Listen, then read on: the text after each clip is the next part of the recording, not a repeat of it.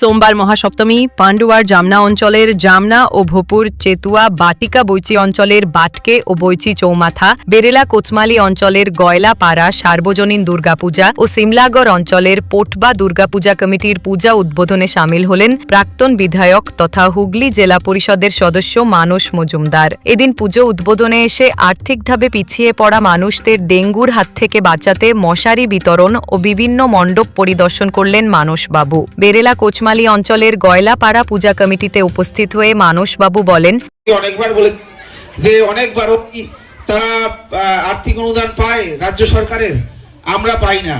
আমাদেরও তো আমরা এই গ্রামে খুব আর্থিক স্বাবলম্বী মানুষ, তারা কিন্তু এখানে বসবাস করে না।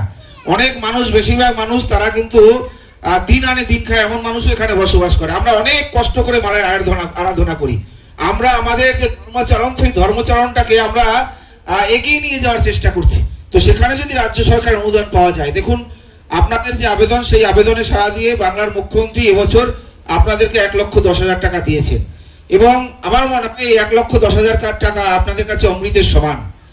এই 1,10,000 টাকা আপনারা পেয়েছেন বলে আপনারা আপনাদের যে ধর্মচারণ, মায়ের আরাধনা, সেটা আরো ভালোভাবে আপনারা এবছর থেকে করতে পারবেন। একটা সময় 1,10,000 টাকা ছিল না, 10,000 টাকা থেকে শুরু হয়েছিল। কিন্তু এই যে আমাদের সনাতনী হিন্দুদের যে এই ধর্মচারণের যে ব্যাপ্তি ঘটানোর প্রচেষ্টা করছেন বাংলার মুখ্যমন্ত্রী মমতা বন্দ্যোপাধ্যায়, দুর্গাপুজো তো বাঙালির শ্রেষ্ঠ উৎসব। এটা আমাদের যেমন পূজা, এবং এই পূজায় বিভিন্ন ধর্মের মানুষ তারা সমবেত হয়।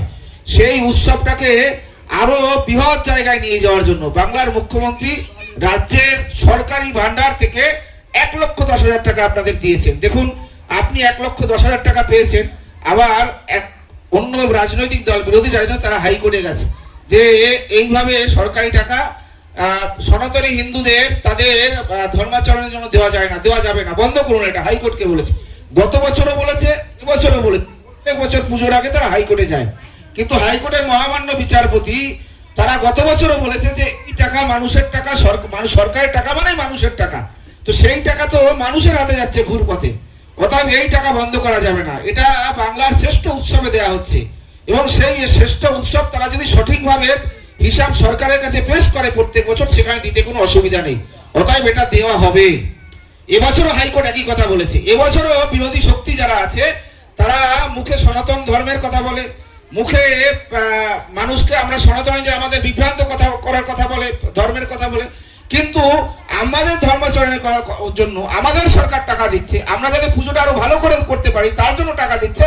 তারা হাইকোর্টে যাচ্ছে অনুদান বন্ধ করার জন্য। এটা আপনাদের বুঝতে হবে যে বাংলার মুখ্যমন্ত্রী আপনাদের অনুদান সাহায্য করতে চাইছে পুজোয়, যাতে পুজোয় কোনো অসুবিধা হয় না। দেখুন, এই ঘরে, এটা এই গ্রামে, আপনাদের এই গ্রামে, আপনারা এখানে অনেকে আছেন আর্থিকভাবে সচ্ছল, কিন্তু এই গ্রামে তো অনেক মানুষ, আমি যতটা জানি, মানে আমি পান্ডুয়ার সাথে যোগাযোগ আজকের নয়, ছাত্র রাজনীতির সময় থেকে পান্ডুয়ার সাথে যোগাযোগ, এবং এই গ্রামে যেহেতু আমিও নমশূদ্র সম্প্রদায়ের মানুষ, এই গ্রামে আপনাদের প্রচুর নমশূদ্র সম্প্রদায়ের মানুষের বসবাস। স্বাভাবিকভাবে এই গ্রামের অনেকের সাথে আমি এখানে জেলা পরিষদের সদস্য নির্বাচিত হওয়ার আগে থাকতে এখানে যোগাযোগ আছে, সেই হিসেবে জানি যেখানে প্রচুর মানুষ আছে যারা দিন আনে দিন খায়। তাদের আপনি 500 টাকা চাঁদা দিলেও তাদের পক্ষে 50 টাকা চাঁদা দিতে গেলে তাদের কষ্ট হয়, এবং এই সময় যে সেই 50টা টাকা তারা অন্যদিকে যদি ব্যবহার করতে পারে, সেটা তাদের পরিবারের জন্য মঙ্গল। তো সেই জায়গায় আপনারা এই আর্থিক অনুদান পেয়েছেন। আপনাদের সকলকে বলবো যে আপনারা যে আপনাদের যে প্রচেষ্টা, যেভাবে আপনারা পূজাটাকে সামনের দিকে এগিয়ে নিয়ে যাচ্ছেন, যেভাবে মায়ের আরাধনা করছেন, আপনারা প্রত্যেক বছর এভাবেই মায়ের আরাধনা করুন। এবছর আমাদের রিজার্ভ ব্যাংক পশ্চিমবঙ্গ সরকারের এই অনুদান দেওয়া ক্লাবগুলোকে, বারোয়ারিগুলোকে প্রশংসা করেছেন, বলেছেন যেভাবে পশ্চিমবঙ্গ সরকার বারোয়ারির হাতে সরকারি টাকা তুলে দিচ্ছে, সেটা ঘুরপথে আমাদের বাজারে যাচ্ছে, বাজার অর্থনীতি শক্তিশালী হচ্ছে। এটা সারা ভারতবর্ষের নিরিখে বিরল। সারা ভারতবর্ষে কোনো সরকার এই ধরনের ঘটনা ঘটাতে পারেনি, এই ধরনের কাজ করতে পারেনি, যেটা সরকারের টাকা ঘুরপথে মানুষের হাতে গিয়ে বাজার শক্তিশালী করছে। তো সেই জায়গায় আপনারা প্রত্যেক বছর এই পুজো সরকারের অনুদান পাওয়া সত্ত্বে এর আগে করেছেন, এবছর সরকারের অনুদান পেয়েছেন, আরো ভালোভাবে আপনারা পুজো করতে পারছেন। এবং এই অনুদান প্রত্যেক বছর এভাবেই রাজ্য সরকার, এই সরকার যতদিন আছে, বাংলার মুখ্যমন্ত্রী মমতা বন্দ্যোপাধ্যায় যতদিন আছে, আপনারা এভাবেই এই অনুদান পাবেন। এবং আমার মনে হয় আপনারা আরো ভালো করে পুজো আগামী দিনে করবেন। আপনার আগামীকাল মহাঅষ্টমীর পূর্ণ আগের দিন আরো একবার বলছি, আগামীকাল মহাষ্টমীর যে অঞ্জলি, সেই অঞ্জলি আপনারা এই গ্রামের মায়েরা, আমার পিতৃতুল্য মানুষ বা আমার থেকে বয়সেও বড় বা ছোটরা যারা আছে, সবাই শ্রদ্ধা সহিত অঞ্জলি দেবেন, মায়ের কাছে প্রার্থনা করবেন, মা আপনাদের সকল মনোবাসনা যেন পূর্ণ করেন, আপনাদের জীবনে যত দুঃখ আছে সেই দুঃখ দুর্দশা যেন মা দুর্গতি নাশিনী দূর করেন। আপনাদের সকলের যারা এখানে বয়স্ক ব্যক্তিরা আছেন, মায়েরা আছেন, তাদেরকে সকলকে আরো একবার প্রণাম শ্রদ্ধা সম্মান জানিয়ে, শুভ শারদীয়ার শুভেচ্ছা জানিয়ে, এবং পুজোর কদিন আপনারা ভালো করে পুজো উপভোগ করুন, এই আহ্বানটাকে এই প্রার্থনা করে মায়ের কাছে আমি আমার বক্তব্য শেষ করি। নমস্কার, সবাই ভালো থাকবেন।